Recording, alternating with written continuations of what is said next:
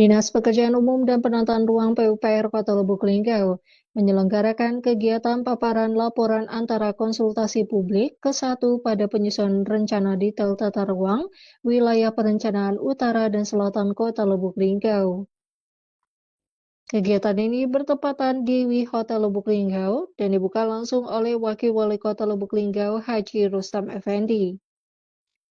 Kegiatan ini merupakan bagian dari upaya penyusunan perencanaan tata ruang yang lebih terarah dan berkelanjutan, sehingga dapat meningkatkan kualitas hidup masyarakat dan mendukung pembangunan kota yang lebih baik. Dari Dinas OPD yang Kota Lubuk Linggau dan beserta juga dari ada Dinas Vertikal seperti Kantor Pertanahan, PT KAI dan ada juga dari Unmura dan ada juga perwakilan dari KPH Bukit Cogong dari Dinas Kehutanan Provinsi, UPTD Dinas Perhutanan Provinsi. Kita ada 5 ini khusus wilayah selatan, ada beberapa kecamatan, tidak seluruhnya.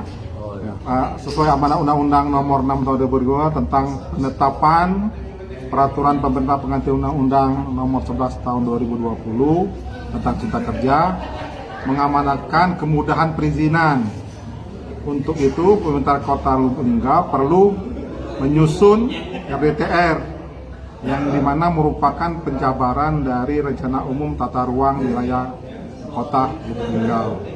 Nah, RDTR ini menjadi syarat utama untuk mendirikan usaha melalui OSS ya. Jadi yang diatur dalam PP 21 2021 tentang penyelenggaraan penataan ruang.